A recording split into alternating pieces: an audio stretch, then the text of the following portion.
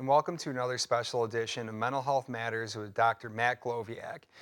In this episode, I want to speak briefly about how to speak to young children about COVID-19. So, one of the things that we know is that with little children, it's very important to be able to speak in a language that they understand. At this time, as we know it, many school districts, with Valley View School District here in Bolingbrook being included, the students are off for several weeks, whether it's 2 weeks, 3 weeks, 4 weeks. And at this time, it's a little bit undetermined as to how long it's going to take, which is all going to depend on the progress of the actual COVID-19 and how rapidly it spreads. So at this time, not only are schools being closed, but also many different activities, a lot of park district activities, any type of social engagement is being closed down. A lot of places you would take your kids to play, like ball places, inflatable places, so on and so forth, are all closing down. So what can we do at this time when our children are becoming restless, our children are becoming scared, and don't completely understand what to make of the situation that's going on? Now, first and foremost, it is always important to be honest with your children, even as little as they are. And the reality of the situation is that right now there is a disease that is out there that is making people very sick. It potentially has the ability to be able to have life-ending type of effects, as we've seen with many vulnerable populations, particularly the elderly and those with autoimmune disorders. Now, the good news is that many young children, adolescents, and so on, seem to be minimally impacted with this COVID-19. However, that's what we know at this time, and something can likely change moving forward. So one of the things that's going to be important while addressing this with your children is to explain to them the reality that yes, there is a very bad disease that's out there right now and people are getting sick. So in order to prevent you and other people from getting sick, school's been canceled, many of the other social activities that you engage in have been canceled at this time. However, what we're going to do is try to make the best situation possible for you to be able to get through this. And this is where parents can become very creative in what they offer to their children and make the best out of a negative type of situation. First and foremost, many schools at this time are currently offering remote education, online resources to be able to continue teaching our students. Now, while this isn't available in all areas, it is available in many and is something that your school district should have reached out to you about. And if that is an option, strongly encourage to continue moving forward with that. Now, outside of those types of resources are other things that are being offered as well. For those of you who are familiar with Scholastic Books, which is a huge retailer for children's books nationwide, these individuals currently have put together a curriculum for all school-based children from kindergarten all the way through high school, where there are different modules day by day for as long as they're going to be out of school. So here they can continue learning. Now, whether or not you have access to remote education through your district or not, this is something that you can utilize in the home to be able to assist with continued learning.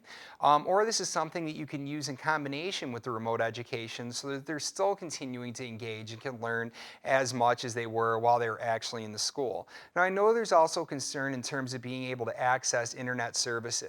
Fortunately, one thing that Comcast has been doing nationwide is providing an essentials package to individuals of lower income who are in need for the next 2 months. So that is something, if you don't currently have internet services, you can reach out to them accordingly and be able to receive what you need to be able to get through this time here with your children.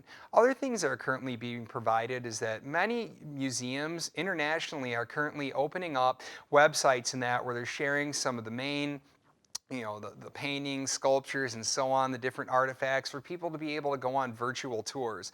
I know national parks have started doing this. We see other websites offering such services as well to be able to have a virtual experience that you don't feel like you're just trapped in the house.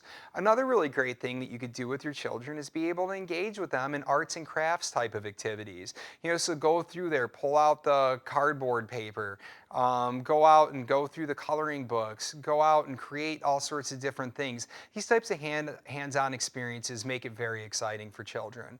Other things that you could do is engage in watching different videos with them, having your movie nights, and so on. Now, while we do have limitations in terms of how many people we should be socializing with at a given time, it's still okay to be able to play indoors. Again, be creative with what you're doing. Be able to play in the backyard in an area where it's safe. If your children have a group of friends who you feel comfortable enough having them socialize with, it's okay to have a couple of them over at a time, at least from what we know from here. So with this being said, while there is a lot of uncertainty with what's going on, it's a very scary situation. With children, especially with their imaginations, we can go through to them, be honest with what it is that's going on, but at the same time too, make it as fun and as exciting of a situation as possible with them. Because for many of these children, as far as they know, they've got an extended spring break right now, and how exciting is that? So it's on us as the parents to be able to work through this as best as possible.